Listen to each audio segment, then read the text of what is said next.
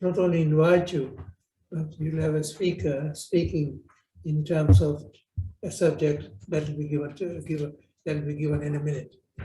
Most important of all is that you'll have an opportunity to ask any questions or any contribution that you wish to make at the end of that particular talk.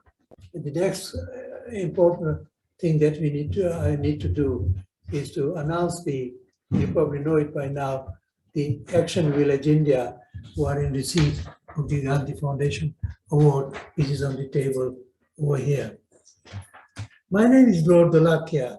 I'm a member of the House of Lords, been here for ages, about 25 years. Most important thing is that I'm only the host. I'm a member of the Gandhi Foundation for a very long time, but unfortunately the amount of work prevents you from attending all the particular meetings and events that they organize. I'm in a privileged position that I've just come back from India last week. And during the 6 weeks I was in India, I had a number of opportunities to visit places associated with Mahatma Gandhi. First of all, a place called Porbandar in Gujarat, where Gandhi was born.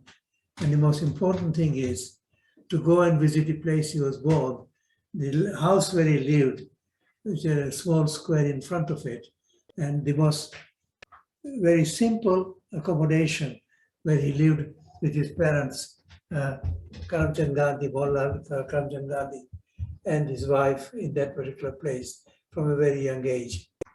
The second opportunity I had was to visit Mahatma Gandhi's ashram in Ahmedabad, where this is on one side of the Sabarmati River, which divides Ahmedabad into two parts. And one of the most interesting things was, it wasn't further from the prison where he was often arrested and put into it. And when I asked the reason why he lived on the other side of the river, where he could almost see the prison, he said, I didn't want to disturb the British people too much. If they wanted to arrest me, I will go to that particular prison and give my hands to them, and they lock me up if they wanted to do so. Third and most important occasion that I had was to visit the place, the Birla House in Delhi, where the shooting actually took place, which killed Mahatma Gandhi, to be able to see that particular surroundings of what had happened there. But my proudest moment has been in British politics, where I was responsible as one of the members who was there for the creation of Mahatma Gandhi's statue to be placed in the Parliament Square around the corner from here. It gives me a great pleasure because here you see Mahatma Gandhi looking at Winston Churchill on the other side. And you ask yourself the question, why is it so? And somebody said, because Gandhi was, as far as Churchill was concerned, Churchill always referred to him as a naked fakir. And here is Mahatma Gandhi in the present day and age, looking at Winston Churchill, saying, I'm occupying the same place that you are doing on the other side of the square. So this has been some of the most important occasion which I have been involved in this particular country, in matters associated with Mahatma Gandhi. I'm delighted here today in terms of, first of all, there are going to be people on the Zoom. They're going to, so there is a Zoom machine over there. We tend to use it in Parliament during the COVID crisis, and every time we see people wanting to contribute, we'll certainly bring them into this particular discussion. It's a fairly, you can sort of playing around with it to try and sort it out. And I've got a computer here, iPad here, which seems to sort of pack up every few minutes. But I will try and sort of, if you see me stopping every now and then, you see the reason why I'm doing so. Mark has asked me, and as far as I'm concerned, every time there's an order from Mark, he wants a place in the House of Lords. I can make sure that we get something over here. The chair was originally going to be taken up by Bhikkhu Parekh, who is the president of the Gandhi Foundation. Unfortunately, he's in India at the present time. So I've taken this particular place. So I will have to rely on many of you to be able to give as much information as you can on this particular occasion. The first thing I want to do is to move on to the lecture. And we are delighted here to introduce, and I hope I got your name right, Alex Christanopoulos. That'll go. He can say that because my name is as difficult as his. Even after 25 years in the House of Lords, people still make mistakes about pronouncing my name. But I don't mind. They can have a laugh every now and then. It's always enjoyable. Mark, you're a lecturer and reader in politics and international relations at the Loughborough University. There is your particular introduction over on my computer over here. I don't want to go and take more of your time, but I actually invite you at this particular stage to give us this particular lecture and wait for the questions and answers at the end of it. Alex. Thank you very much, and thank you to the Gandhi Foundation for inviting me. Christoyanopoulos is how you say it, but I'm used to it being butchered and I really don't mind. It's entertaining, it's fine. It's funny how different nationalities tend to pronounce it in different wrong ways and to compare pronunciations, but it's fine.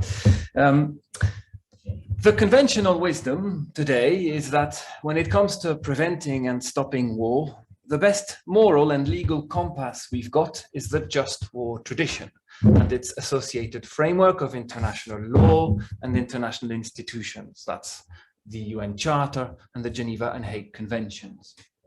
Yet these conventional tools keep proving insufficient. In the 21st century, not to mention the 20th, wars have continued to erupt, linger, and destroy lives and communities, whether in Iraq, Syria, Congo, or Ukraine. Their causes are multiple and complex. I don't want to claim that the just war tradition is the only cause or even the main culprit for these wars. But I do want to explore three factors that might explain why it has proved so weak and insufficient in preventing and stopping war. These are, first, the widely shared yet increasingly questionable assumption that violence can be an effective instrument to achieve political ends. Second, the deep institutional dynamics which incentivize a chronic slide towards systemic militarism. And three, the very structural foundation of our international order. Before I turn to these, however, let me just explain how conventional wisdom is informed by the just war tradition and say a few words about the more radical critical angle on which my arguments are based. Before I carry on, can you hear me at the back? Ish, a bit louder. Okay, a bit louder. The just war tradition.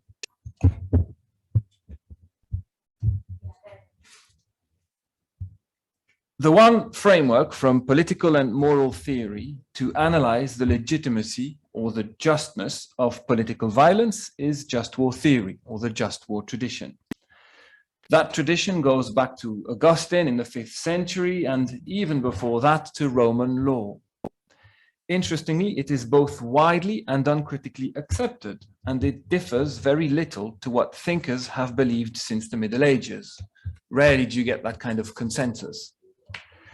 Traditionally, the philosophical treatment of just war is divided into two categories of conditions that must all be met for war to be just. In Latin, they're classed as jus ad bellum, which is about the conditions for actual resort to war in the first place, and jus in bello, the conditions for the conduct of war, its methods, if that war is to remain just. There are slight variations in how these are articulated, but on the whole, they go as follows. A resort to war is said to be just only if, firstly, it is waged by a legitimate authority. Even just motives cannot be pursued by individuals or groups who do not constitute an authority sanctioned by wider society. That's one. Secondly, if it needs to be fought to redress a wrong and with right intention. So, for example, self-defense against an armed attack is usually considered to be a just cause.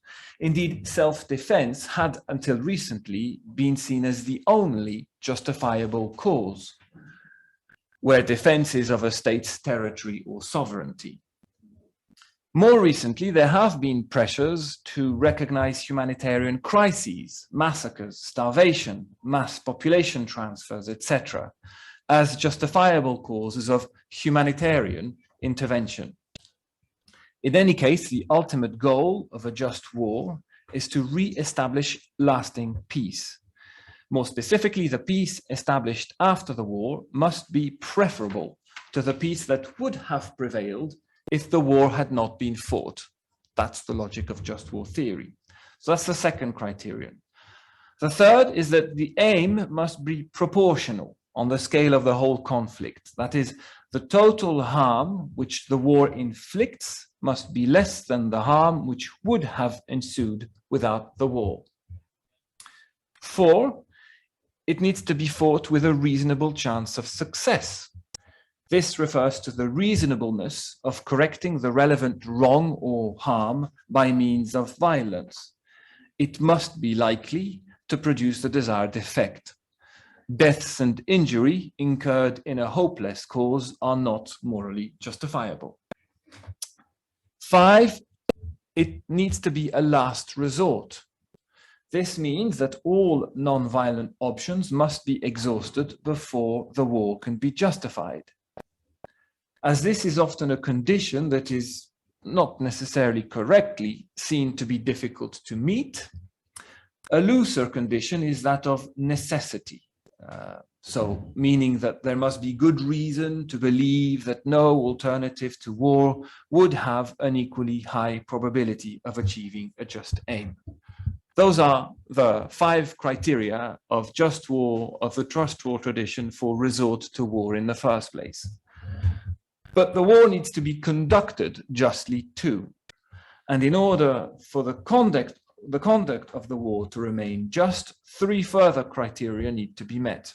First, the violence must be proportional, tactically speaking. So the harm spared or averted must clearly outweigh the harm caused. A just war, the party to a just war is prohibited from using force not necessary to attain the limited objective of addressing the injury suffered. Secondly, all combative action must be necessary to the speedy resolution, ideally the end of the war. And thirdly, probably one that's quite notorious, combative action must discriminate between combatant and non-combatant. Civilians are not permissible targets of war, and every effort must be taken to avoid killing civilians. The deaths of civilians are justified only if they are unavoidable victims of a deliberate attack on military targets. That's just war theory. Nowadays, the United Nations Charter, the UN Security Council, along with the Hague and Geneva Conventions, broadly speaking concerning weapons and people, respectively, govern these domains. In other words, they represent the institutionalization of just war principles in the current international order. The just war tradition is therefore the main moral framework people explicitly or implicitly refer to when reflecting on the legitimacy or otherwise of war, and it's embedded in the post-1945 international order. It's the moral guideline, and it's also embedded in our international order.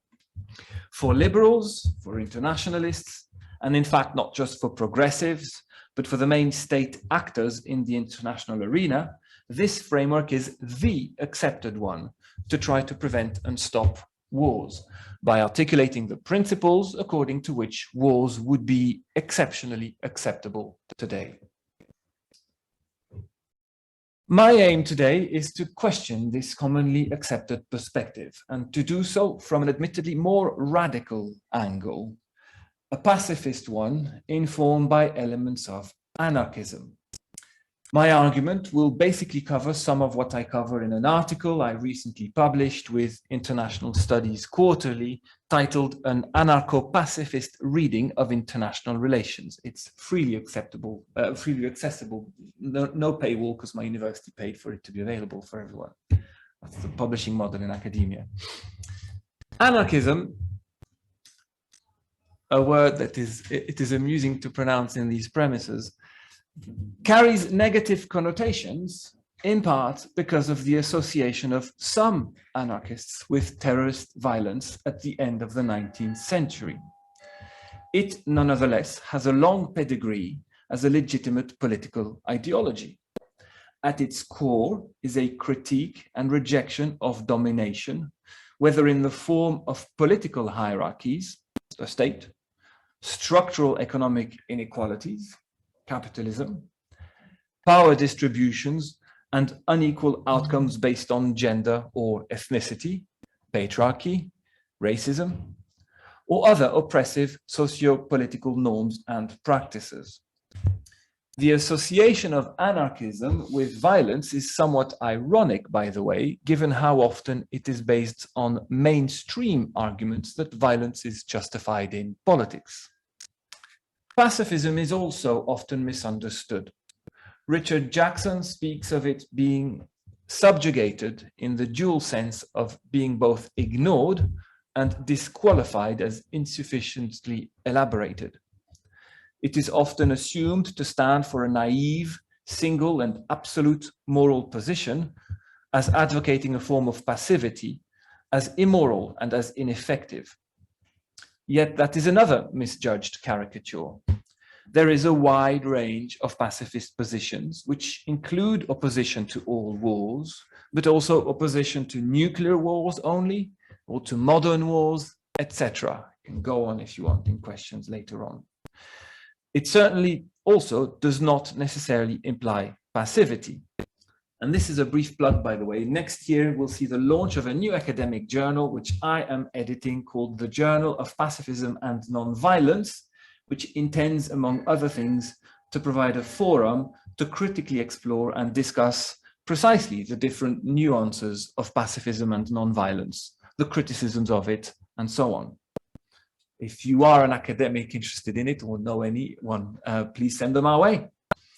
Either way, like anarchism, pacifism is too often ignored and dismissed instead of being engaged with and approached as a source of potentially interesting and important critical reflection. There is also considerable overlap between pacifism and anarchism in both theory and practice. To be sure, not all anarchists are pacifists, and not all pacifists are anarchists. But a committed critique of violence can often develop into a critique of the structures of governance which mete out such violence. And the struggle against structures of domination can often come with a commitment to non-violence, even if not necessarily a principled endorsement of pacifism. In the article for International Studies Quarterly, I provide a short historical account of the connections and interactions between anarchism and pacifism to illustrate this overlap. I can't go into that here. For the rest of this lecture, I want to build on claims that have emanated from anarcho-pacifists in order to articulate three main sets of anarcho-pacifist reflections about why we so often fail to successfully prevent and stop wars in the current international order. These are, again, first, drawing especially on the pacifist pillar of anarcho-pacifism, a critique of the fetishization of violence. Second, building on both pacifism and anarchism, a warning about this chronic sliding towards systemic militarism. And thirdly, drawing more on anarchism, a set of reflections on how international politics is currently structured and how it could perhaps be structured differently. I should add, before I go into all this, that it is easy to forget that both anarchism and pacifism are concerned not only with preaching specific alternative models of political interaction, but also, and in the first place, with denouncing the problems of the current order, its violence, its domination, its injustice. Pacifism, anarchism, and thus anarcho-pacifism offer a diagnosis about the world which is analytically separable from what they propose to do about it. What follows is primarily such a diagnosis, although it does include some comments on its implications regarding what might be done about it. But I'm focusing on the critique rather than, I suppose, the solution. let's start with that and then think together how we move forward. Fetishizing violence. Pacifists and anarcho-pacifists argue that violence is much too fetishized as a means to get to one's preferred political ends. In war, in terrorism, but also in counterterrorism, in border control, in the deployment of drones, and indeed in domestic order maintenance, direct physical violence or the threat of it is much too quickly and often resorted to as an instrument of policy. Yet it is far from clear that such violence is as instrumentally effective as this fetishization would assume. To quote Jackson again, violence rarely achieves either its strategic or normative goals. There is growing evidence that using it against an oppressor can threaten the very civilians it is adopted to protect, that violent counterterrorism often backfires or generates more problems than it addresses, that armed insurgencies fail more often than they succeed, and that belligerent states with greater military capacity increasingly struggle to convert that superiority into clear victories. Think Ukraine or think Afghanistan, for example. Moreover, there is growing evidence that non-violent methods can, in fact, often be just as effective, if not more. A famous 2011 study demonstrates with solid empirical evidence that non-violent resistance succeeds more often than violent resistance. Unarmed peacekeeping and non-violent civilian defense initiatives can be successful too. Even in the high politics of classic interstate foreign policy, the non-violent methods of diplomatic engagement, negotiations, and confidence building can often be effective in achieving strategic and political goals. Besides, what non-violent methods do, but violent methods do not, is force us to wrestle with the humanity of our adversaries. Non-violent methods are more humane. The aim is not at the obliteration of the antagonist, but at reconciliation through transformed human relationships. Violent methods appear to offer quick and visible courses of action, but beyond the immediate and apparent success of inflicting such violence, it is not clear that they achieve the strategic aims for which they are deployed. What they do generate is plenty of collateral grief in the process. Policymakers and politicians can fetishize violent options because they produce visible effects and help project an image of them doing something about whatever is seen as a problem, but they can often backfire and complicate genuine and longer-term resolutions of political problems. What a comparison of the evidence for violence and for non-violence therefore suggests is that, quote, it is the practitioners of violence, not the pacifists, who are more often the tragic idealists. When the war broke out in 1914, for example, no continental peace activist was taken by surprise. It was rather the proponents of militarism who proved deluded about the efficacy of the strategy which they had been so vigorously selling to their compatriots. It is the fetishization of violence which is naively optimistic, and its consequences tragic and brutal. Not all pacifists and anarcho-pacifists are committed to a holier-than-thou rejection of violence in all circumstances. Along the continuum of pacifist positions, some identify more as contingent pacifists or as pacifists who would still take up arms in an extreme emergency. What pacifists of all stripes nevertheless do share is deep circumspection about violent methods, and they all articulate a variety of arguments against violence and in favor of non-violent alternatives. Pacifism therefore contributes a rich and nuanced critique of the violence of the international system, which helps interrogate the fetishization of violence in international politics and invite serious consideration of alternative options. Some liberals in particular might contend then that when it comes to war, just war principles often impose considerable and generally sufficient restraint, and that their institutionalization in the international order, which I mentioned before, ensures some legal enforceability. As I mentioned earlier, these principles do, in theory at least, impose substantial constraints on when and how violence is to be deployed. In reality, however, the list of conflicts that have been justified through ostensible appeals to just war principles is extensive. Admittedly, few recent wars ever did fully meet just war criteria, perhaps except Ukraine, depending on how it continues to be conducted. But that is precisely one of the issues with the way the just war tradition is negotiated in the actual practice of international politics.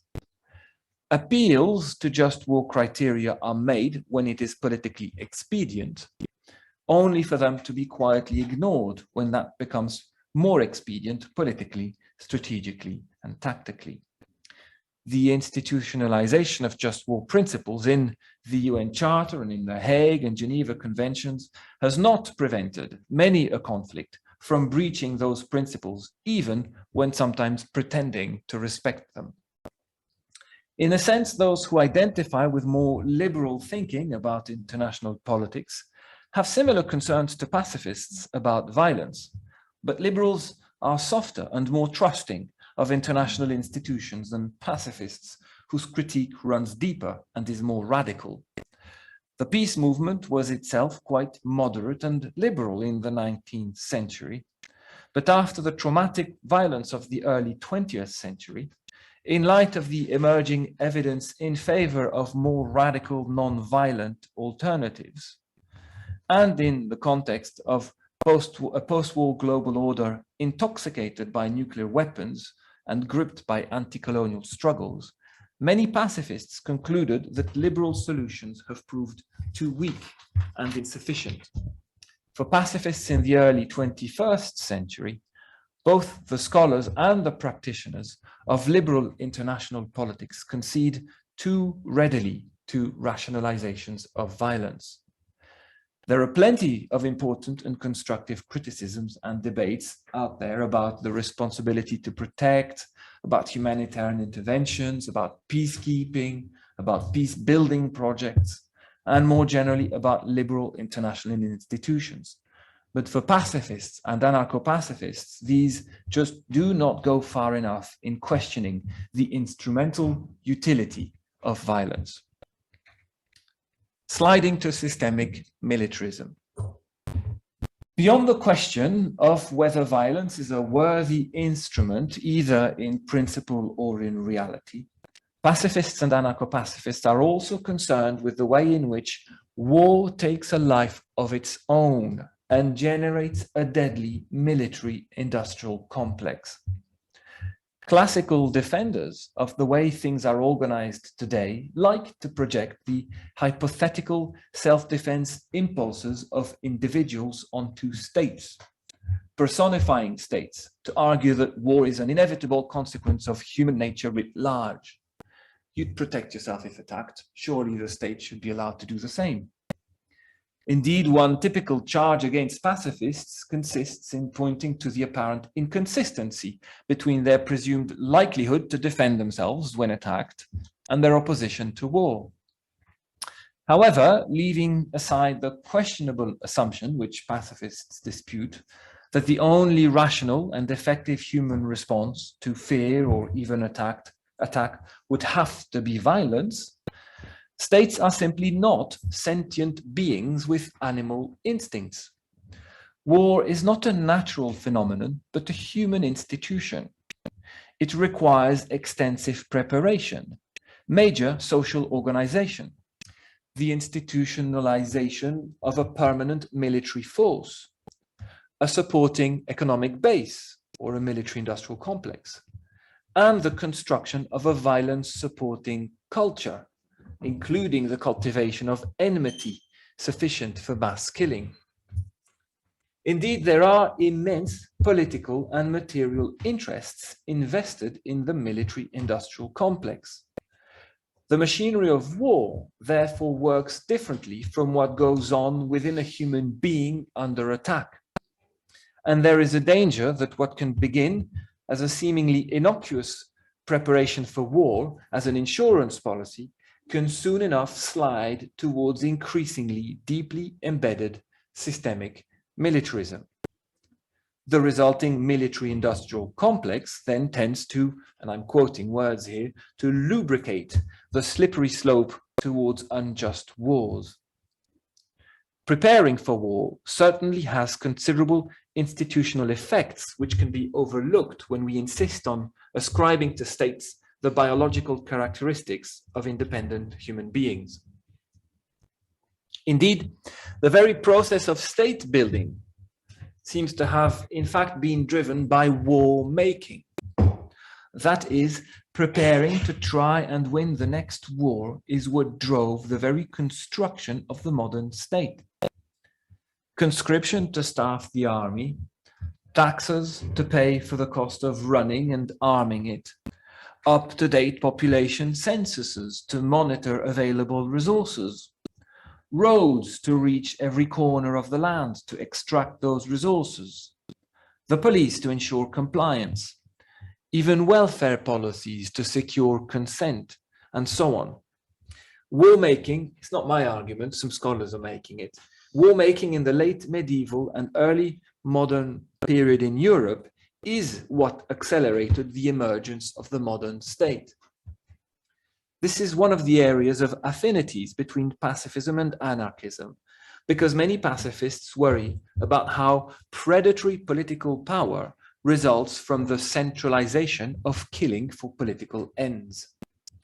Moreover, once that political power with its ability to meet violence is constituted, it can be deployed to protect and maintain other hierarchies of oppression and domination, hierarchies based on class, gender, or race, for example.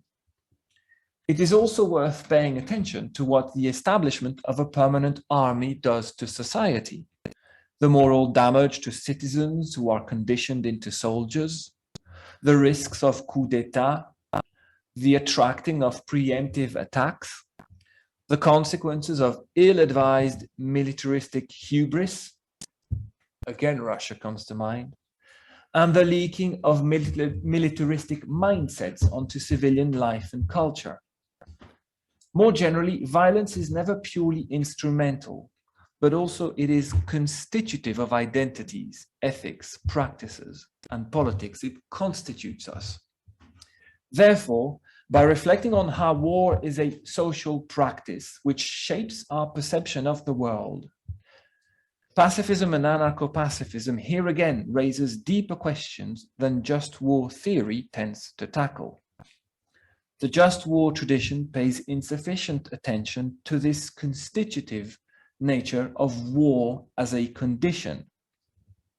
In fact, it arguably strengthens the military-industrial complex by giving it ostensibly legitimate purposes, instead of questioning the powerful dynamics that feed it and that constitute us as war-ready societies. Just war theory also overlooks the injustices of war building, the repression, the eliminations, the rights violations. Just war theory does not prevent the entrenchment of a military-industrial complex, which generates glorified narratives about war fighting, produces a readiness to fight, and becomes tempting for politicians to invoke. Pacifists and anarcho-pacifists, however, are alert to this and can thus bring specifically anarcho-pacifist observations to reflections about the just war tradition. Structurings of international politics, my last main argument or set of critiques. One of the areas of overlap between pacifism and anarchism, some varieties anyway, is in their rejection of domination and critique of power. One of the areas where anarcho-pacifists go further than the liberal pacifists of the 19th century is in broadening their analysis of violence to structural violence and other forms of injustice ultimately sanctioned by current political structures. For anarchist versions of pacifism, to insist on peace without justice is to risk defending a form of structural violence. If one way or another you are the beneficiary of harms suffered by some others, and the beneficiary of a culture that depicts those harms as necessary and just, or that hides them from sight, then you might be enjoying peace, but at the expense of violence and injustice upon others. Anarchists have long articulated extensive reflections on varieties of political structures. One of their core claims is that the way we have a habit of structuring political organizations like states hurts us, and that there are other ways of organizing for political ends. In the local to global political and economic structures of the modern international order, because of the way these organizations are structured, all those who reach positions of power come to behave roughly the same. Even well-intentioned individuals end up reproducing similar structural pathologies. Hence the anarchist claim that our enemies are not human beings, but the institutions and routines that estrange us from each other and from ourselves. The problem is not with particular individuals, but with structures, that is, with the way we have a habit of structuring our political and economic relations. Of particular concern to anarchists is the centralization and lack of accountability. Anarchists have been warning with foresight and have been killed for their troubles about the dangers of centralization, unification, and the nation state. This is why anarchists call for subsidiarity and multi-level governance, just as many liberals do, but they argue that the autonomy claimed by states in the international system ought to be a model for the autonomy of all social groups.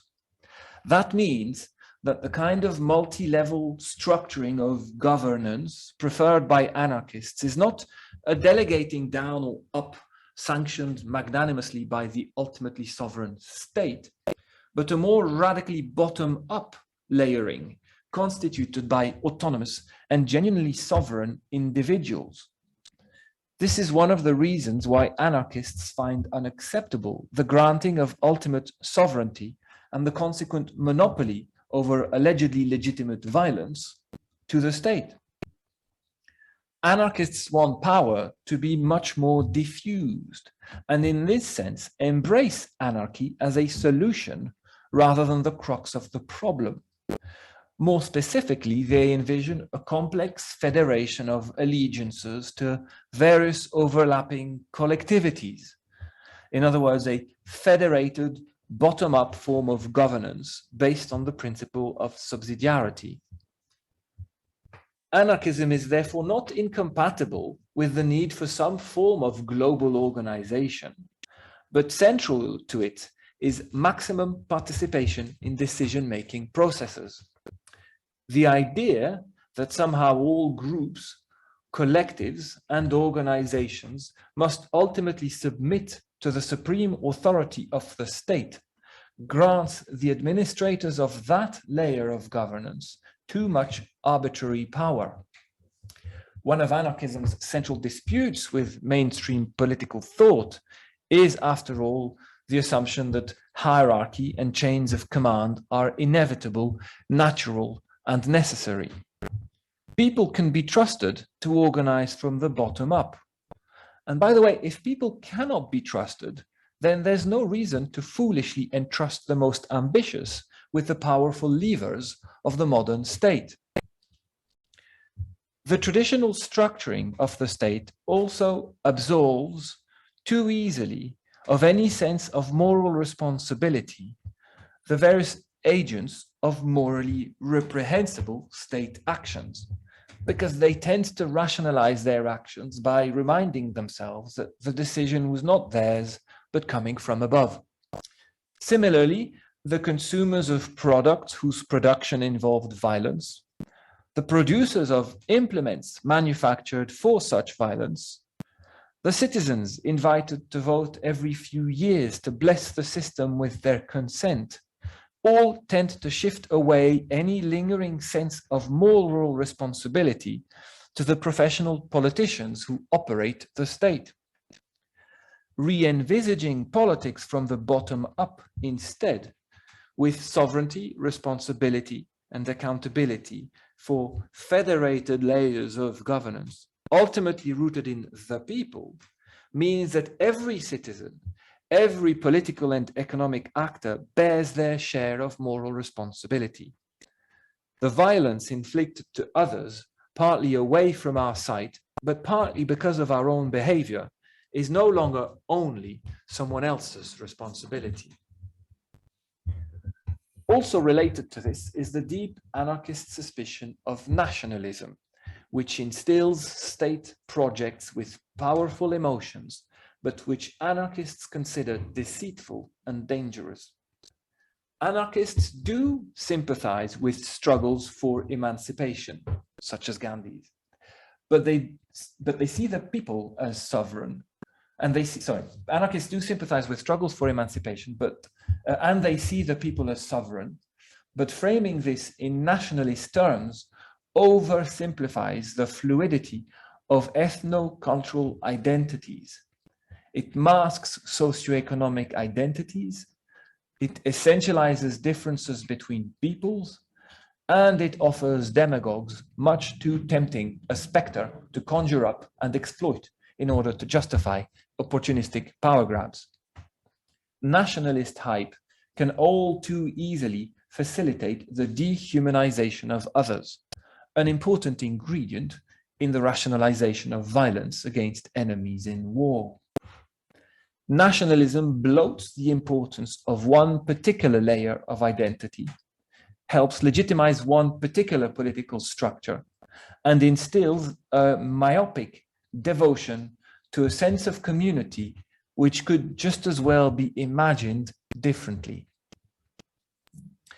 Moreover, it is interesting to observe how a variety of contemporary phenomena, including international organizations, national separatist movements, multinational corporations, and international non-governmental organizations, are all straining the traditional state-centric system. Many of these movements bring attention to problems that are not amenable to direct policy responses by states and are not oriented towards states. In a sense, this global civil society resembles the anarchist networks, associations, and federations envisioned by anarchists. Except, of course, that for now, this civil society is subservient to the current order, which it ultimately respects and serves. What this tends to suggest is that anarchy, or this kind of dynamic and organic bubbling up of various organizations with dedicated aims and functions, not necessarily mapped onto states, might actually be the basis behind not just international politics, but all group formation and interaction in social and political life. And therefore that a focus on a kind of mythical, personified modern state distorts our thinking about that. From this perspective, globalization does not call for global governance in the liberal sense, but for a rethink about the nature of global order and the virtues of anarchy therein. Because public perceptions are dominated by conceptualizations of state control and an assumption that states must be the agents of political action, our imagination concerning how the international order operates or can operate is constrained. The challenge is to think of new ways to constitutionalize our relations politically in better harmony with the bottom-up and organic needs for coordinated political activity. The current international order is poorly equipped to respond to this organic reality of human challenges. Imposing it as a straitjacket is enforcing an obsessive one-dimensional framing which is constrictive and which only reinforces the hierarchies of domination and violence that drive so many of our common human challenges to begin with. To gradually conclude, in a sense, anarcho-pacifism radicalizes and triangulates what is often described as a classic trade-off when comparing liberalism and socialism. Liberty and equality are often described as pulling in different directions, with liberalism prioritizing the former and socialism the latter. One of the original contributions of anarchist thought and practice is that it tries to elevate both, and it insists on them being accessible to all, especially to the hitherto disenfranchised. It is thus vehemently both anti-authoritarian and egalitarian. To this, pacifism adds a commitment to remain perceptive about violence and to keep working to avoid it. What this means overall is that anarcho-pacifists are generally inclined toward world order values in the sense of peace, economic equity, civil liberties, ecological defense. Anarcho-pacifism is therefore not as wild and countercultural as might first seem, since it embodies many values shared by many the world over. But it does commit to these values more insistently than many, and follows them as far as they will go in critically analyzing the international order. An anarcho-pacifist reading of international politics is therefore explicitly normative and emancipatory. It's politically committed, if you will. It seeks to liberate the imagination from the encasings of modern states. Now, one does not have to be committed to anarchism or pacifism, hopefully, to see the usefulness of reflecting with anarcho-pacifists on these world order values, on how different governance structures affect them, on the problems with the international order, or on who currently benefits from it. My aim today was not to convey anarcho-pacifist solutions on how to prevent and stop wars, as much as to begin to reflect on how some common assumptions about international politics might need to be reconsidered if we are to deal with this challenge at a more fundamental level. Even if one does not fully embrace the anarcho-pacifist critique, it seems ethically irresponsible to turn away from reflecting on the violence, exploitation, and domination that are often reproduced through the current setup of the international order. From an anarcho-pacifist perspective, there are predictable reasons why the just war tradition and the way it is embedded in the current international order fails to more effectively prevent and stop wars. The fetishization of violence as a tool which is assumed to be effective is one problem. The way in which the drive to be prepared for the next war slides society towards increasingly embedded militarism is another. More fundamentally, the delegating of sovereignty to states in the international order is also something that anarcho-pacifists encourage us to reflect upon, because such centralization of power is more likely to result in warmongering than a more diffuse constellation of bottom-up political institutions, which would genuinely be based on the sovereignty of the people. The just war tradition is too late an add-on to a recipe that by then is already almost finished. Anarcho-pacifists encourage us to challenge conventional wisdom by reflecting on causes of war further upstream than traditional perspectives. One particular characteristic of anarcho-pacifism which differentiates it from most other perspectives on international politics is that it ultimately addresses every citizen of the world directly, rather than states. If it makes policy recommendations, it is primarily to individuals and communities, to resist non-violently structures of global oppression, to desist from participating in them, and to question organizational structures local to international.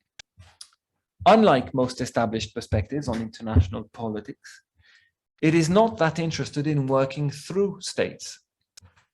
Instead, it affirms the sovereignty of the people and calls us all to do what we can to help build a better world from the ground up, or at least not to turn away from the violence and injustice which, if we're honest, we often benefit from indirectly.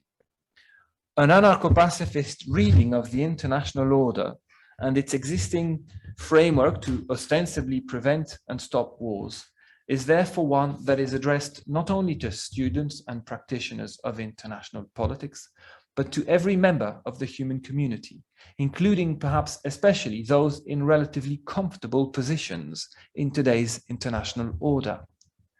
If anarcho-pacifists are correct in their diagnosis of the international order, then it is for us all to do what we can, collectively and from the bottom up, to refashion our local to global political communities, such that a less war-prone, less violent, and less unjust order can be passed on to the next generation. Thank you.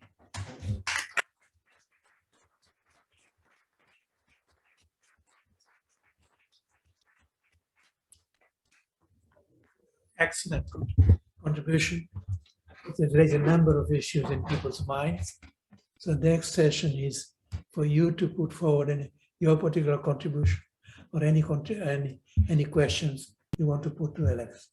So I look forward from among you. Lord DeLocke, maybe we could hand over to Lindsay German from Stop the War Coalition, who has kindly agreed to respond to Alex's lecture. Maybe could then that might stimulate some more questions and comments. Okay.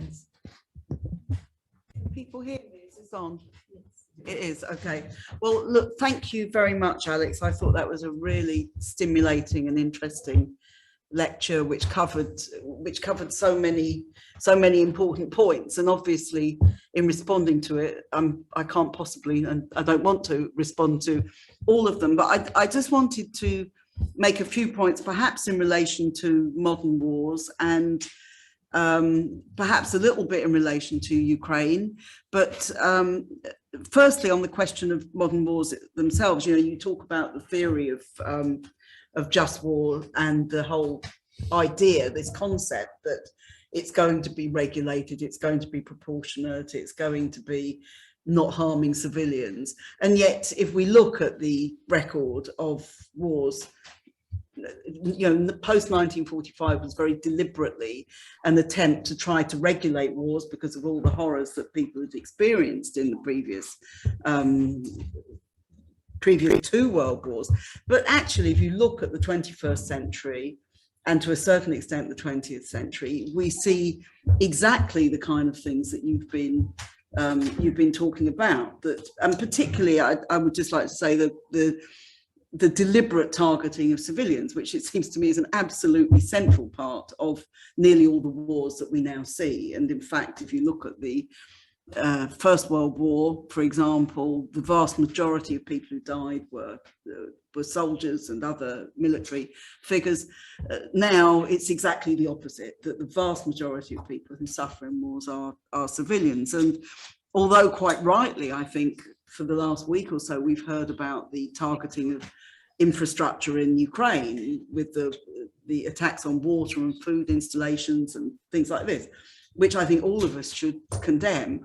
We should also remember, as Jeremy Bowen pointed out on the Today programme the other day, that this is exactly what our own government and the United States did in Iraq, and we could point to a whole number of other examples. So I think it's very important to bring that out in the way that you have done, and to also talk a little bit about, again, the notion of humanitarian intervention. It seems to me has gone directly alongside a much greater militarism, a much more aggressive wars in a sense, and much more targeting of civilians. So if you look, for example, at Afghanistan, which has suffered so many decades now of wars, then I think you're talking about the original aim, certainly of the British involvement back in 2001, was humanitarian, allegedly, but actually, when you look at it, that isn't what the main element of the intervention was, and we saw the defeat of that last year. The second point I'd like to make is about pacifism. You talk about anarcho-pacifism a lot, and that's very, very interesting. I mean, I would agree with some of your concepts, and I think perhaps there's wider groups of people who might be included in the kind of way that you described, of looking for sort of solutions which aren't state solutions and looking at the limits of state solutions. But I think it's an interesting thing that pacifism, as you said, is kind of dismissed as somehow utopian, that if you're saying that war is wrong and war isn't possible, then somehow you're naive, at best you're naive, at worst you're a helper for Putin, or a helper for Saddam Hussein, and you would have been a helper for Hitler if you'd been around then, you know, that kind of approach. So I think it's very important to bring this out, that far from pacifism being a utopian dream, actually it's exactly what millions of people around the world have striven for at various points, very often people who directly experience wars and who know the consequences of it. And I think it's important that we do stand up for that, because it's something which I think is, particularly in this war around Ukraine, the sort of the dismissal of anybody who puts an alternative point of view is, in my experience, and given my age, I've got quite a long experience of this now. In my experience, this is the worst response to war that I've seen of any of the ones that, you know, I've opposed wars going back to Vietnam. I think the response from those who support the wars has been more hostile and more intractable than in any previous war. The third point I like to make is I very much like the way you talk about militarism and the growth of militarism and how it hasn't succeeded in making war less likely. It's had the opposite effect, and it's something that we're finding. You know, we now have record numbers of money spent on militarism, on wars. We're not just talking about the United States, or if you look, we've got what, United States, I think, China, India are the three biggest arms spenders, and then Britain is very, very close behind them. So these are things where whole industries are based on it, where it becomes a rationale for looking at the world in a particular way, and looking at the world in a way where violence is justified, and state violence in particular is justified. And obviously, I don't think you referred to, you might have done briefly, to nuclear weapons, but obviously, I think now we're facing a situation where it's almost become a normal thing to say, well, maybe there's going to be a tactical nuclear war. And that's a horrific thing when you think that all these nuclear weapons are bigger than the nuclear weapons that were used in Hiroshima and Nagasaki in 1945. So we're talking about very, very serious sort of slippage of attitudes towards war. Just a couple of other points I wanted to make in relation to it. And the first was about the Ukraine war itself, because certainly from the point of view of Stop the War, and I'm sure from the things that you've said, and I'm sure everybody in the room condemns the Russian invasion and condemns what happened there. But I think we're not getting to look enough at the global questions here. Firstly, that there are different attitudes in different parts of the world towards the war in Ukraine. It's not to say any of them are right or wrong, but it isn't true that there is the kind of support and enthusiasm for them that you see in Europe, and particularly in Western Europe and in the United States. And I think that's something to reflect on. And it's not, as I say, to say whether these states in Latin America or India or China are right or wrong about their approaches, but it is to say there isn't a unified position here around the world. And I think that's important. And I also think the whole question of whether this has become a proxy war between NATO and Russia is one that we have to take very seriously and look at the arming of Ukraine. I believe any country that is invaded, the people have the right to fight back. And I think that this is under international law, as you know, but I also think that the best solution in Ukraine, whatever we think of Putin, whatever we think is going on, are ceasefire negotiations and peace talks. And this is something that our government has definitely been averse to doing and has encouraged exactly the opposite. Final point I'd like to make is this, I'd like, perhaps if at some point you would say what you think about this, because to me, security now, we're told security is about 3% of all of the wealth in this country being spent on defence.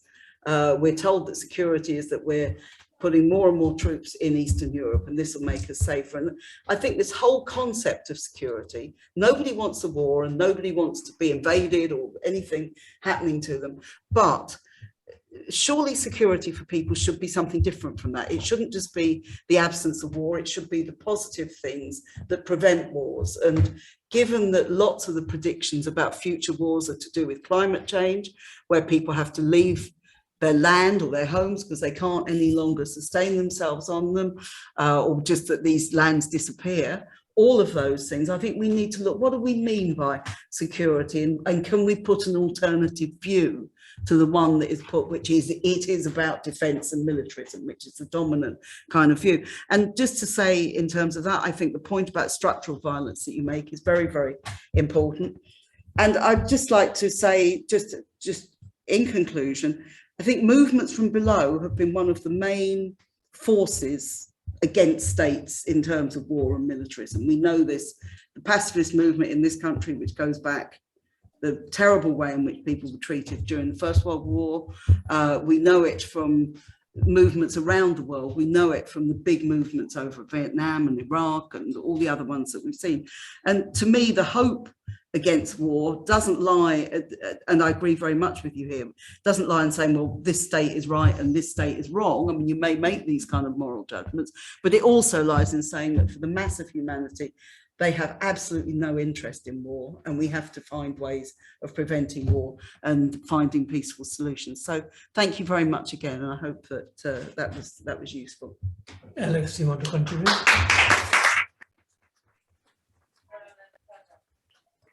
No, thank you very much. I don't want to talk a lot more because I want to hear from others too, but just a few quick reactions, I suppose. First, look, I agree with you. A country or a population that is invaded has the right to fight, and you're never going to get as clear a case for a just war as with Russia's invasion of Ukraine, or rarely will you get one. I think one of my questions are twofold. Is fighting back the best moral and the best effective way of doing this? And I'm not clear on either. This is, I mean, at the start of the conflict, I wrote a piece for The Conversation, which is actually what I think led Mark to contact me, you know, suggesting that there are other ways of resisting, and there were other ways of resisting then already. Ukrainians, you know, pushing back tanks, you know, people in the street, making it harder for, you know, the tank drivers to drive over those civilians. Plenty of demonstrations in Russia. A lot of the international effort, if you discount the supplying of weapons, things like economic you know, boycotts and sanctions are, in a sense, part of the broad toolkit of non-violent options. Now, that's not to say that's necessarily guaranteed to be effective, but nor is arming up Ukraine, by the way. And part of the question, I think, that we don't ask enough is what both alternatives leave when they're gone. When you militarize and, you know, escalate a conflict, the outcome tends to be a more militarized and violent, wounded society for generations. Non-violent alternatives doesn't mean that there is no violence, but Gandhi-like, you absorb the violence upon yourself rather than inflict it on others. And that changes the moral high ground, the moral calculation.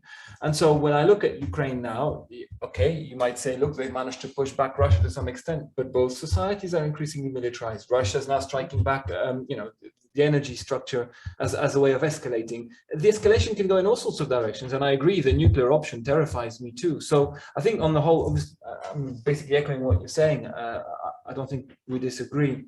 I would just note on militarism, by the way, one thing I point out to my students, the 5 permanent members of the UN Security Council, that's the body whose task legally, if you know, is to ensure that peace and security are protected across the world. The 5 permanent members plus Germany are the 6 biggest arms exporters in the world. To me, there's a contradiction and a hypocrisy there. I worry about militarism too. We're about to enter poppy season. I have written a paper about that too, and the increasingly embedded militarism in it. That's to kick another hornet's nest, which we can expand on later on if you want. And finally, yeah, I think the Western response, you're right, of course, the dominant Western response led by Western governments to the Ukrainian invasion has been what it is, and it's not the same across the world. And I think it's particularly telling precisely how the Western response seems to be so popular or accepted as like it's the go-to response. That betrays precisely a culture that's already drenched in a militaristic mindset.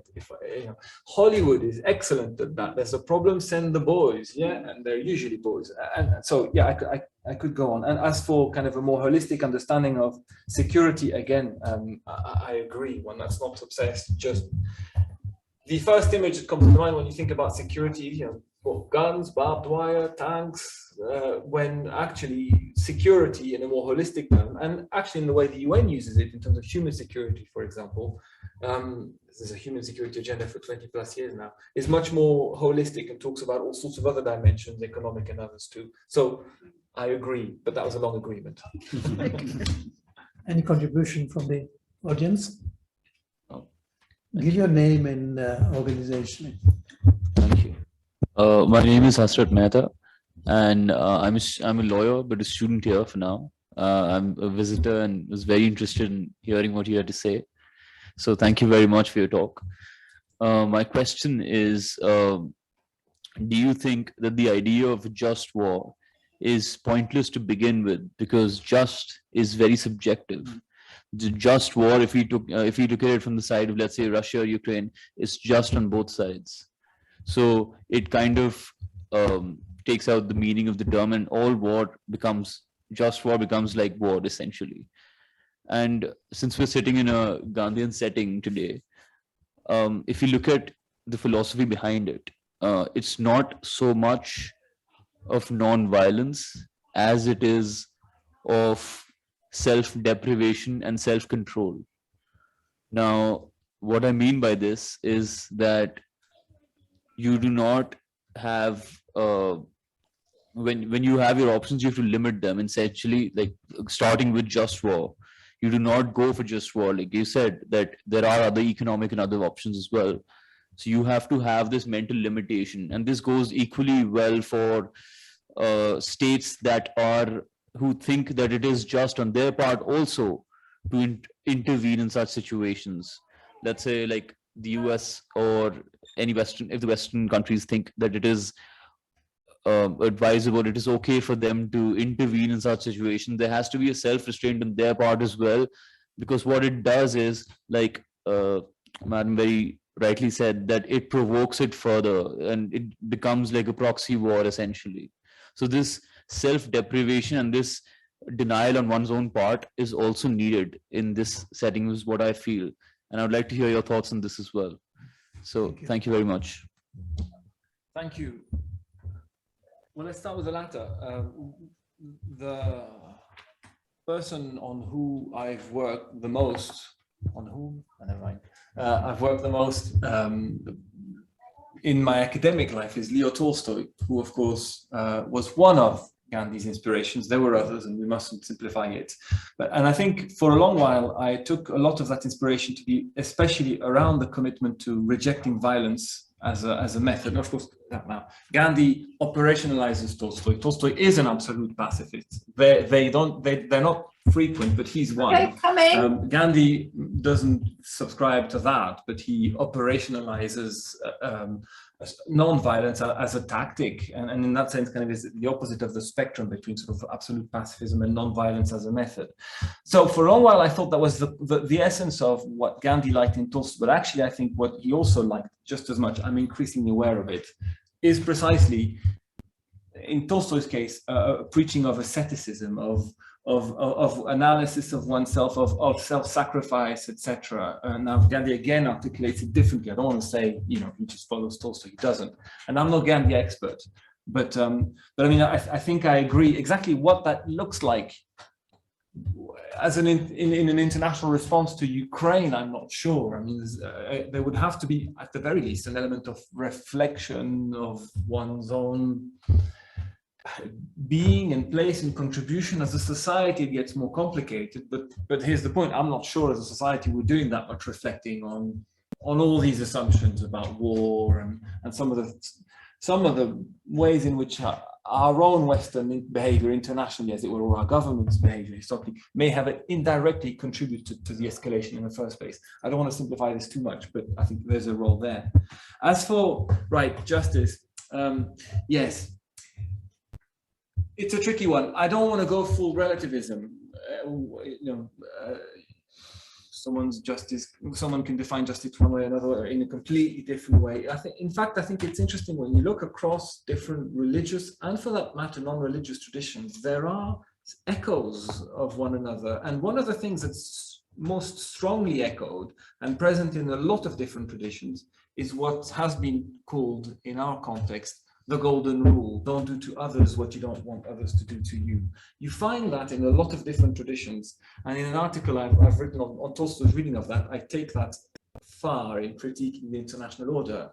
But so I think this is the thing. So the just war tradition emerges in Rome or in medieval Christianity. I mean, Augustine, but actually finds echoes elsewhere. There are scholars who argue that an interpretation of jihad, of struggle that is just in Islam, is actually pretty similar when you compare it to just war criteria. And you can do that with other traditions too. So, I mean, I think it's important to acknowledge different interpretations and how justice can be interpreted differently. I don't think there's I'm not sure I want to defend the idea of justice with a big J that would universally apply to all.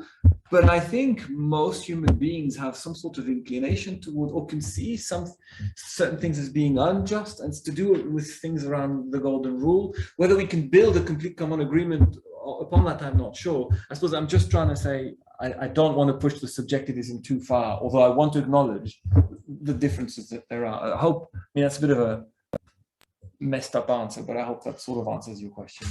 Thank you. Yes. I'm Captain Barry, just a member of Gandhi International.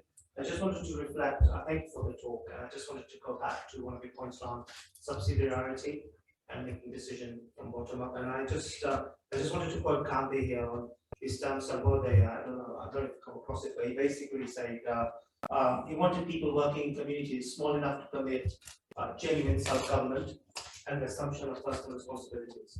And these communities should be federated into larger units in such a way that the temptation to abuse great power do not arise. So I think Gandhi kind of understood some of the concepts you speak about. But I think just bringing it back to today, there are a lot of, I think, citizen assemblies now that are being set up to kind of make decision-making more at the ground level and to talk about difficult problems, difficult issues in society. And I know this has happened in Ireland, for example, in South Africa. So just wanted to know your take on that. Thank you.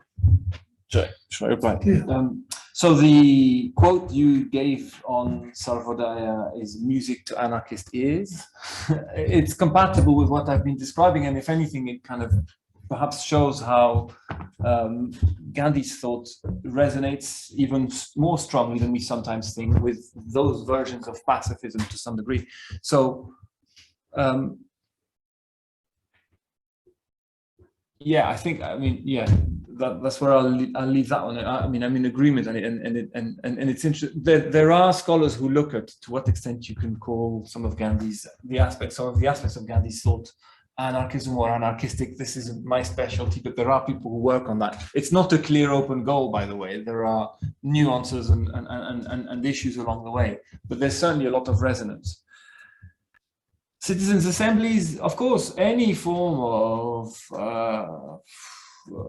democratization, if you will, any initiative to further democratize our systems from the current system of representative democracy, broadly conceived, is in a sense welcome. But when citizens' assemblies are still, to use the terms I used earlier, subservient to the state, they usually make recommendations which governments take on or don't. In France, the citizens' assemblies after the Gilets jaunes were largely ignored. In Ireland, they were taken up and led to, reform on what was it? Was it abortion? I forget. So, of course, these kinds of initiatives are welcome.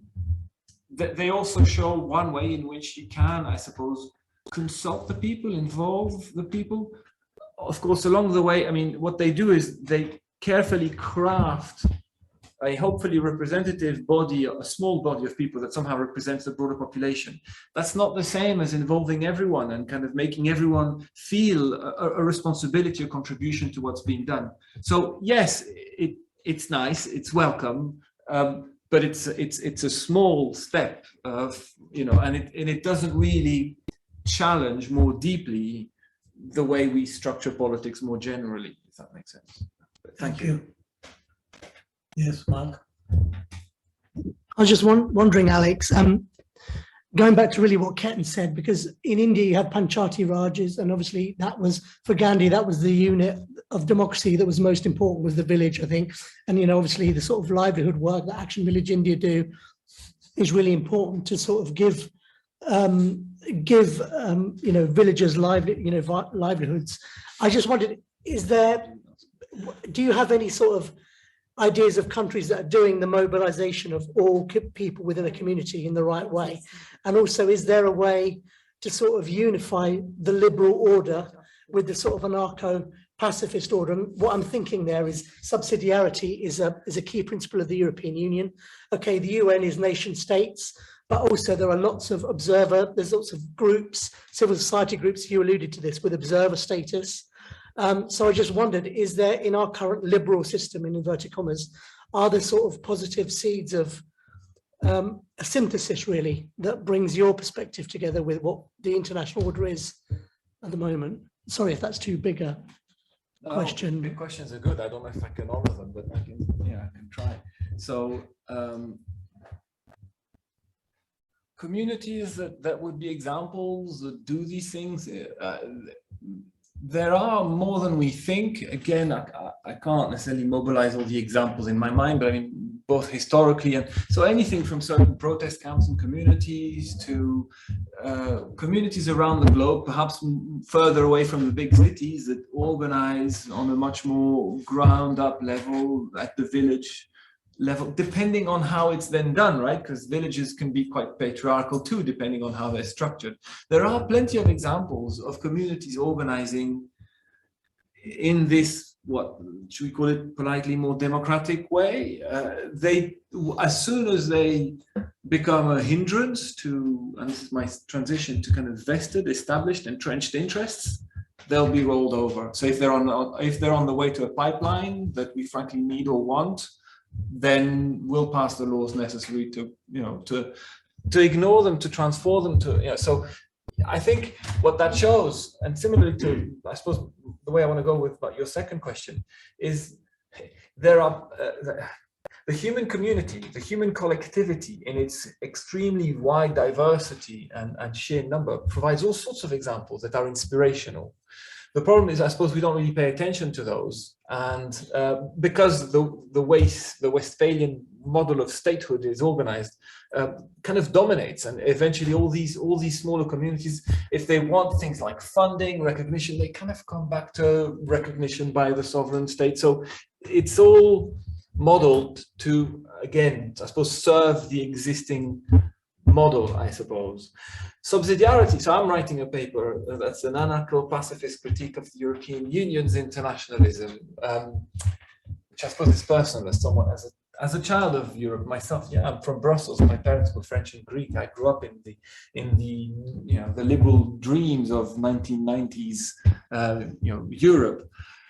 But there are problems. Subsidiarity sounds great. The way the European Union applies it is, again, states delegating down or up only to the extent that they're comfortable various prerogatives. It's not subsidiarity in the more radical bottom-up sense of empowering human communities from the bottom up.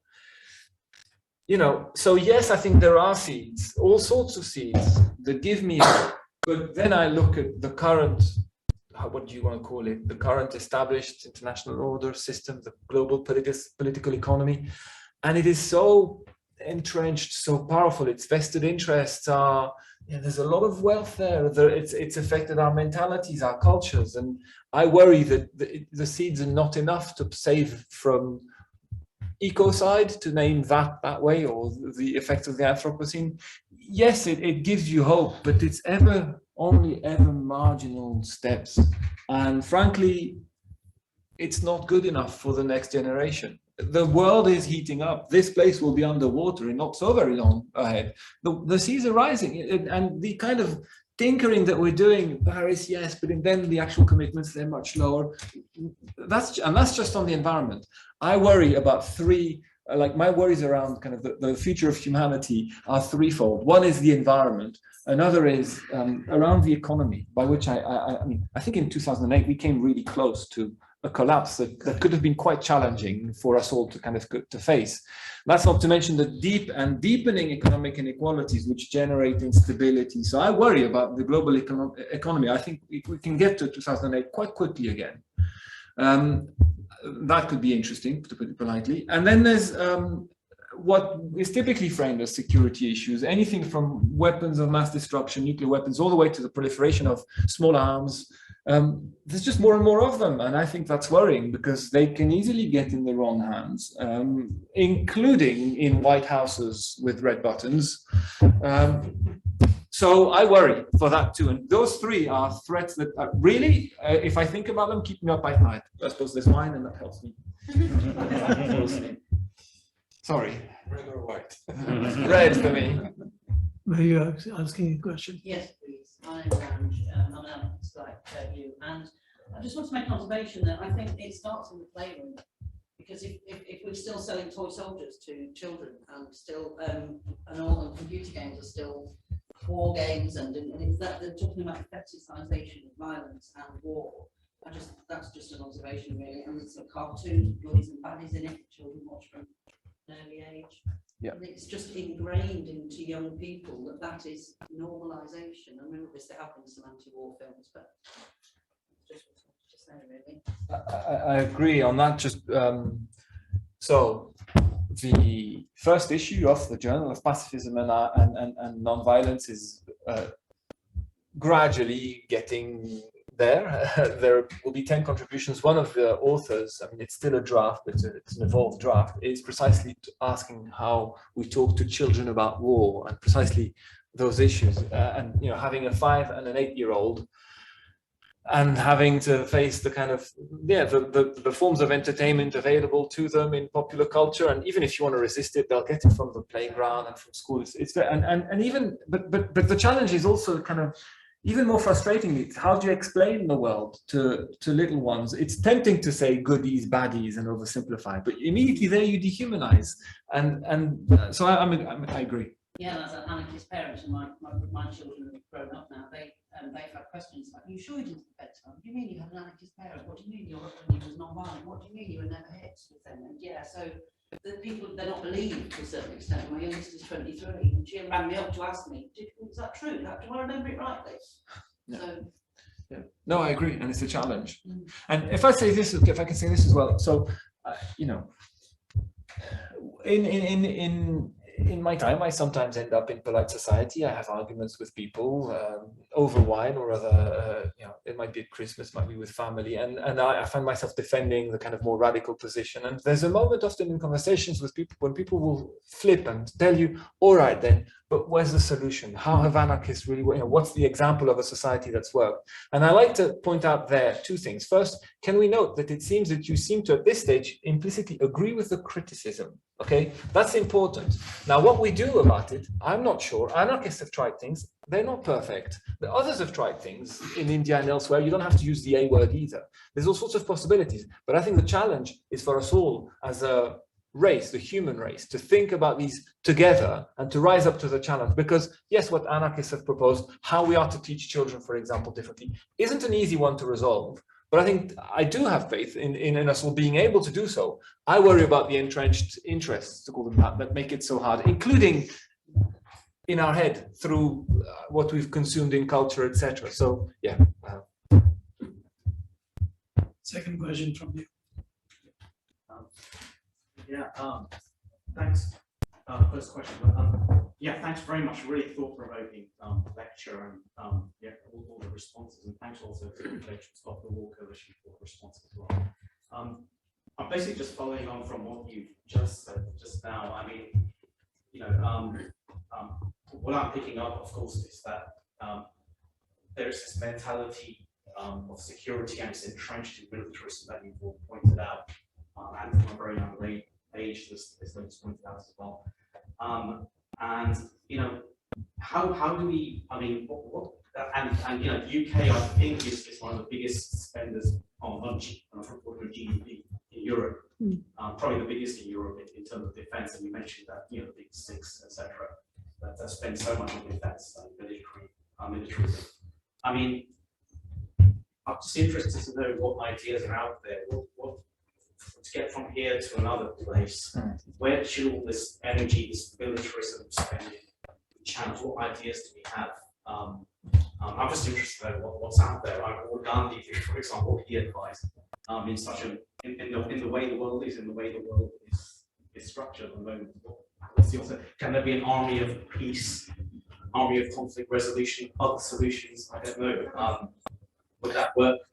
Yeah, well, it does. There are. So, by the way, I'm not, in terms of GDP per capita, I wonder if Greece is higher. And I say that, and it shouldn't be, but it is. And that's to do with what Greeks are taught. And also the strings attached to deals with Greece. It gets complicated, but it's not pretty.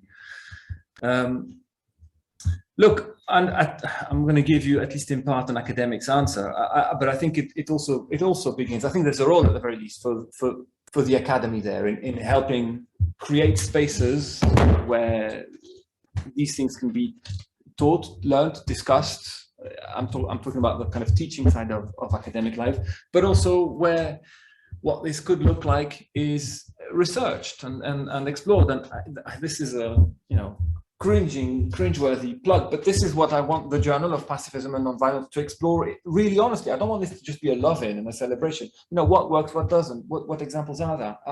There's a special issue on the way that looks at nonviolent civilian defense agency, nonviolent civilian, defense agencies. There are examples of communities that try to defend themselves non-violently from serious threats, and it's not clear that they fail more often than violent protection does. Yeah, that's the other thing to remember.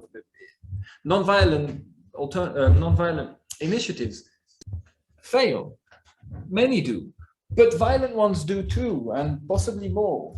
The famous study I mentioned earlier, sorry, I digress, but I think it's a useful one to mention. This is a book by Erika Chenoweth and Maria Stefan in 2011. It's quoted by all sorts of people in popular culture, including Extinction Rebellion for that matter.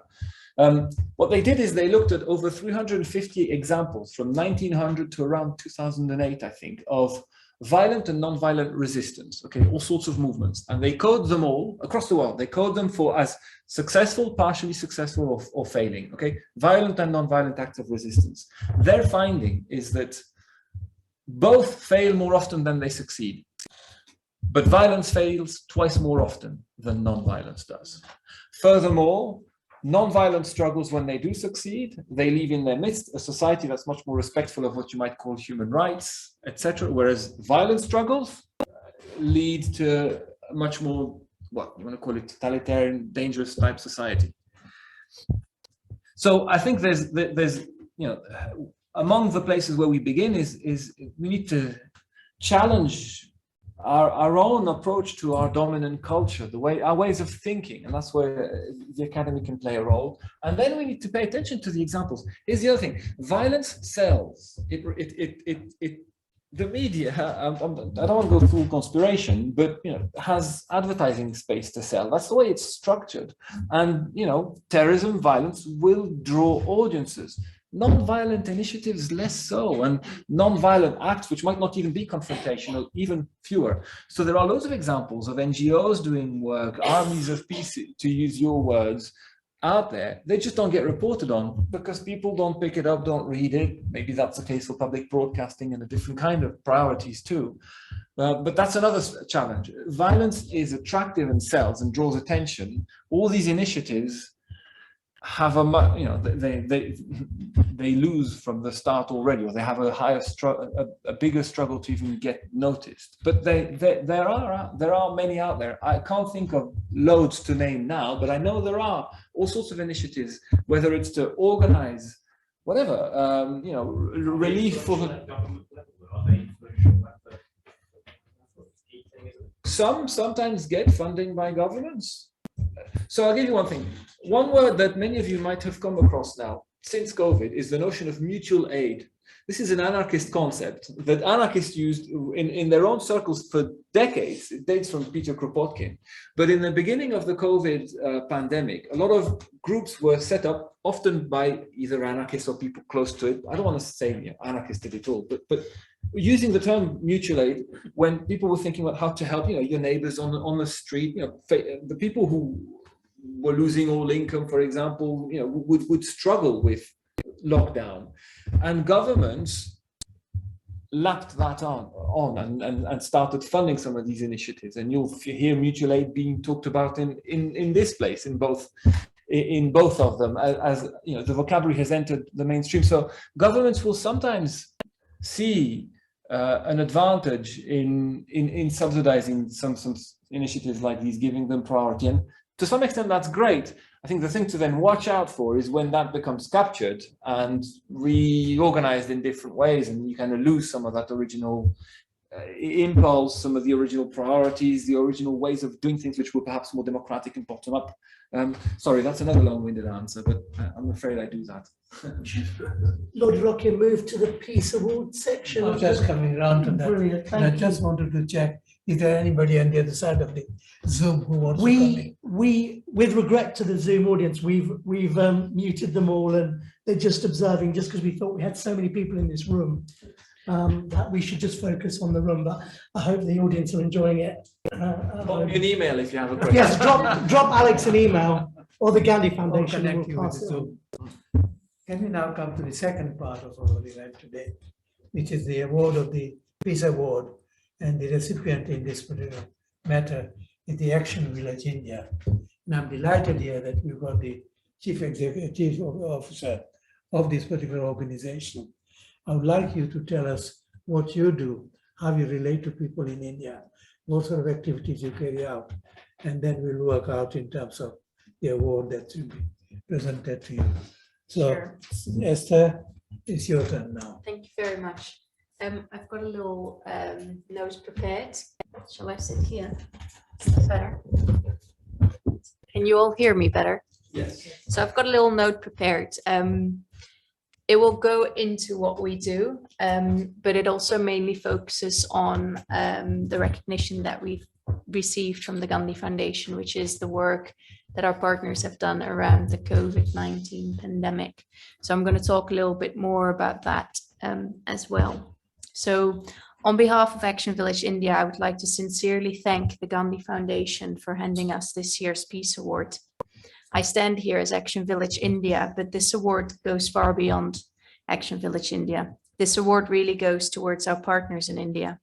The Association for Sarva Seva Farms, Center for Rural Studies and Development, Ekta Parishad, Equidiversity Foundation, Lakshmi Ashram, Nutbrown Kriti Kendra, and Regional Center for Development Corporation. They all worked tirelessly during the COVID-19 pandemic to support the most vulnerable people in rural communities in India and continue to do so today. Our partnerships are not created as a means to an end. They are at the heart of our work, and many of our partnerships have spanned decades. Our partners, whether large or small organizations, all work directly at the grassroots level across rural India, from Bihar and Jharkhand in the north, in Odisha and down to Tamil Nadu in the south. They are experts in their fields and design their development projects to best serve their local communities. The majority of our partners, like many of the founders and original supporters of Action Village India, have their motivations and practices rooted in Gandhian tradition and philosophy: truth, non-violence, resistance, and self-sufficiency. The Association for Sarva Seva Farms, better known as ASEFA, for instance, started to enable formerly landless families who had received land through voluntary Gandhian land reform, the Budan movement, but who had no tools or animals to start farming. One of the most famous disciples of Gandhi, Vinoba Bhave, had begun in 1951 with a view to offering a non-violent solution to the problem of the inequality of land ownership that characterized rural India in those years. For 14 years, walking on foot through India, Vinoba asked landowners for the gift of a plot of land to be allocated to the poorest peasants. He collected over 4 million acres of land for redistribution. Special Budan state committees were set up to register and distribute the donated land, but the beneficiaries could not work those dry and uncultivated lands for years due to their extreme poverty, which meant they did not possess the necessary initial capital nor the tools. This is where the founders, Loganathan and Giovanni, took initiative and the first Asefa villages were born. Also, Nutbrown Jagriti Kendra, or MBJK as we better know them, have clear roots in Gandhian traditions. MBJK was founded in 1971 by 4 engineering graduates who were very motivated to tackle the causes of inequality, exploitation, and poverty in their states. Motivated by the vision and ideas of the Sarvodaya leader Loknayak Jayaprakash Narayan, these graduates made the decision to abandon their careers and comfortable lifestyles in order to explore ways to establish a just society in which no one remains hungry, unemployed, exploited, or discriminated against. Ivan Nutbrown, who's here with us today as well, and who's worked for Action Village India for many years, is one of the founders. And he met with MBJK in Bihar in 1969, just before they started the organization. Inspired by Gandhi, Ivan made the journey overland to India and has been working and supporting different communities in India ever since. Today is a joyous moment for us, a recognition of all the work that has been done. And I'm so happy that we can all be here today in person and celebrate this together. It is not all that long ago that this wouldn't be an option. And although meeting in person seems all normal again, and our lives have moved on, the effects of the COVID-19 pandemic will be felt for a long time. This is especially true for communities in rural India. I recently traveled to India, and Mukul was there with me, who's one of our trustees, and was able to meet our partner organizations again after 2.5 years. Traveling through India at first glance, you almost forget about COVID and that it had such an impact on the lives of many, if not all people. Sure, you still see masks like you do here, and it is a reminder of it, but there are huge crowds at temples and markets, and people are busily getting on with their lives, and a cough or cold no longer turns heads. Throughout my trip, however, in conversation with our partners, passers-by while traveling, and friends, I've been confronted by the devastation COVID has played on people's lives and how it still continues to do so. I was surprised to hear from one of the staff at MBJK that many young people had died during the second COVID wave. He himself, a young man in his 30s, suffered terribly from the virus. Luckily, after a few days of very low oxygen levels, he was able to pull through. For several of his friends, unfortunately, this was not the case. And talking to other people, it became clear that in India, many people aged 25 to 40, people of my age, lost their lives during the second wave. Where the effects of COVID also became very clear was in Tamil Nadu whilst visiting Crusade. Here we met Ketan, a man in his 40s who his family told us was living a happy and successful life a year ago, just before COVID. In tears, Ketan's sister showed us a photo of him as a smartly dressed, handsome young man before the black fungus. His family had great hopes for him. She pointed out Ketan sitting at the back of the group, his face covered in cloth. Ketan caught COVID and was diagnosed with diabetes, which it turns out is a terrible combination in the Indian context. Both these conditions severely affect the body's ability to fight the fungal infections. Ketan's world was changed completely by the rare fungal infection formerly known as mucormycosis, but popularly and more dramatically known as the black fungal disease. Fungal spores enter the body whilst breathing, so the airways of the face are at the center of the infection. Many died, but some younger, stronger people survive, though often with terrible disability and deformity. For Ketan, the black fungus spread dangerously and eroded away his nose, his palate, and part of his jaw. He has become blind due to the spread of the disease into the eye sockets, and he can only eat liquidized food. Crusade and the self-help groups they form are giving Ketan and his family much needed psychological and financial support, but the road ahead for him will be difficult and uncertain. Though black fungus is rare, given the number of COVID cases during the pandemic and the high prevalence of diabetes in India, there were a considerable number of cases. Ketan will need long-term and complex medical, surgical, rehabilitation, and psychological support, and Crusade will continue to support him. Besides the health implications of COVID, another big impact has been the closure of schools. During COVID, schools have been closed for almost 2 years, making it, after Uganda, the longest COVID-led school closures. With around 250 million students enrolled in 1.5 million schools, India has the world's second largest school-going population, which has meant a huge number of students have missed school or have had to follow online education. Access to online learning has been extremely limited among low-income groups, especially for girls, both due to lack of smartphones and patchy internet connectivity in vast rural areas. During my visit to Asafa, Dr. Rani and I made a visit to their schools in Marakanam and Jinji. These schools provide holistic and quality education for a low fee, and one that the people in the surrounding areas can afford. The last time I visited was about 3 years ago, and the schools were lively and lots of children were running around. This time it was quiet, and many classrooms were empty. The schools are currently running at a 25 to 50% capacity.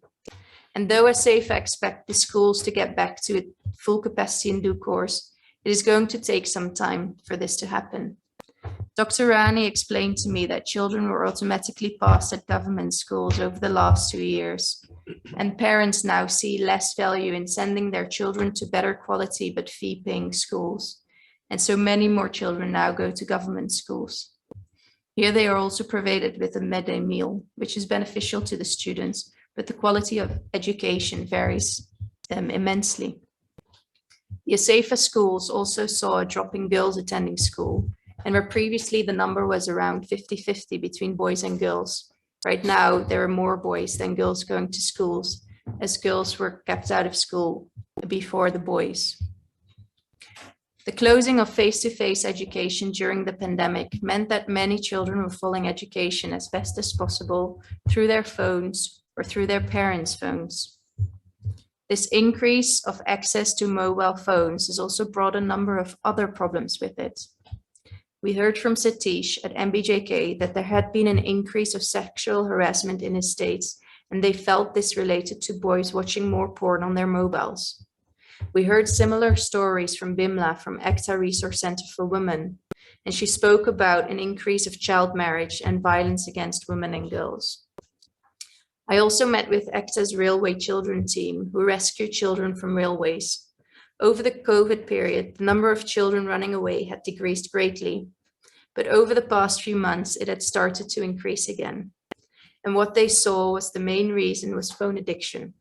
They shared that some children ran away because their parents wouldn't allow them on the phone anymore. And also children had been gambling on their phones and incurred deep debts. And as we all try to move on with our lives and COVID has become more normal, the varied effects will be felt for a very long time. Partners also shared that the developments within their work had been delayed or even had been set back, and the effects for poor people are especially difficult. These are just a few examples of where the pandemic will have lasting effects and where our partners continue to support communities. There were, of course, many more problems in the peak of the pandemic, and there were two significant moments in time that I think we will all remember. You might remember the images of people walking on foot hundreds of miles home after the sudden 21 lockdown was declared in March 2020. This led to an unprecedented migration of workers and families from large urban centers to rural India. Another crucial moment you might remember was the second and devastating wave, which started in April 2021, where India was gasping for oxygen. Second wave of the COVID-19 pandemic affected almost 2/3 of the population directly or indirectly. And the second wave came on the back of widespread food and financial insecurity amongst the poorest households in India. The pandemic brought the predicament of migrant workers in India to the center stage of discussion and decisions. The variegated experience of an economic slowdown across people and places, coupled with the inadequacy of social protection policies for the most vulnerable populations, revealed and enhanced existing inequalities in society. And it was during this time where a web of social organization and movements responded more than the government itself. And these included our partners. The work of our partners has been incredible, and the people reached over 100,000 has been astounding. The work has included food aid to vulnerable communities, including people living with a disability, elderly women, and people from the self-help groups, from vulnerable economic backgrounds, Sri Lankan refugees, and nomadic families. Also, food support was given to migrant workers on their journeys home and to those who had already reached home. Community kitchens were set up in different villages, and extra nutrition was provided to women and children. There were many awareness campaigns about the COVID spread, safety measures, common symptoms, isolation centers, and vaccinations. Gloves, masks, sanitizers, and medication were provided to frontline workers and vulnerable communities. And mental health support was provided to different communities.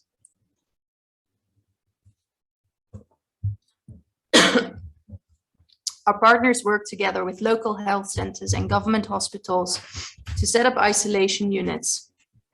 MBJK converted its eye hospital and schools to quarantine centers for migrant workers. They worked with local hospitals with the vaccination rollout, and they distributed oximeters and oxygen units to small-scale health centers. The work didn't just focus on immediate relief, but also on lasting change. Shramdan camps were organized where communities built village ponds, livelihood activities were organized, and home-based nutrition gardens were set up. Within all this work, Gandhi's philosophy carried on. The relief work, which has been full of compassion and commitment, not only focused on the immediate crisis, but also on self-reliance. Rajagopalji from Ekta Parishad shared the following about relief work. Thank you. Starting to itch. Relief will be essential even, so these are Rajagopal's words.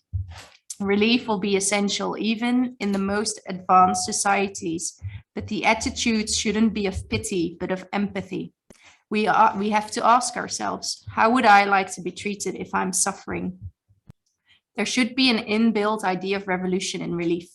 Relief has become essential due to various policy failures, and we want to correct it. Relief should lead to greater empowerment of individuals and communities rather than disempowering them. The system is moving into permanent relief mode, which leads people to think they can exploit all resources and keep people happy by giving them something. This behavior needs to end. This is where Gandhi's idea of Swaraj comes in. As long as every individual and community is in control of their own destiny, the dream, I'm really sorry, the dream of Swaraj can become reality. As long as the control is in the hands of the givers from the top, Swaraj remains a dream unfulfilled. It is in this spirit that we supported our partners during the pandemic and continue to work and support our partners beyond the pandemic. I go back to the beginning of my talk. This award is not just for Action Village India and not just for our partners, but it's also for our community of supporters. As it is thanks to this community that we are able to continue the work that we do, especially during the pandemic. We were extremely proud and moved by all the support that was given. True partnership and solidarity enabled us to achieve so much together. We would like to thank the Gandhi Foundation sincerely for continuing to support us and for giving this Peace Award to us. Thank you very much.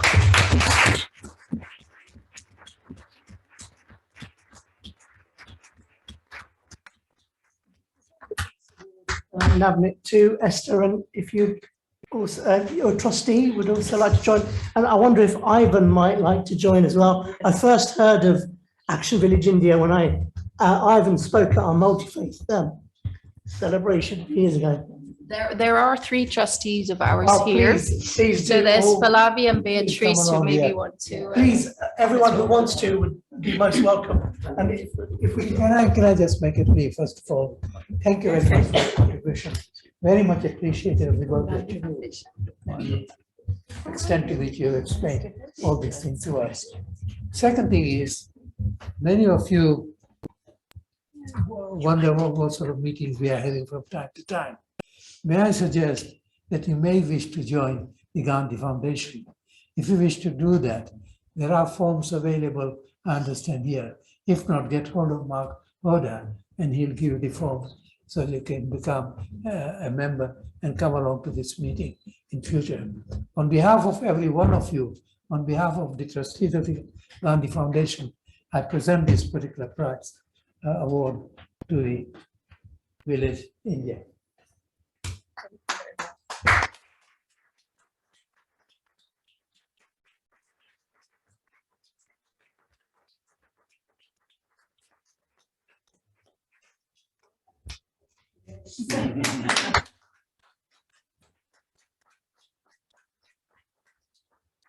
And Alex, thank you for your contribution of what you said. We are nearly in time to leave this particular place. So thank you very much indeed. The way out is the same as the one you came in. Let's follow the road straight through. And there is the Black Road Gardens. You come out of that one and the tube station, you turn towards right and you'll come to the tube station at the end of it. So thank you very much, all of you. Thank you, Mark, for all the help. Thank you very much, Lord. Can we give a round of applause to Lord Nutbrown as well? Those that are able, we are going to Victoria for to give Alex wine that he referred to a few times this week, and to have a bite to eat. So anyone who wants to join us on that journey is most welcome. I can only pay for his dinner, I'm afraid, tonight, but you're nonetheless welcome to join us. Anyone who would like to. And Alex and Lindsay, if you could just stay for a photo as well at the end, that'd be great. Thank you. And Lord Delocchio as well. Thank you. There's a connection of yours here. Not for everyone.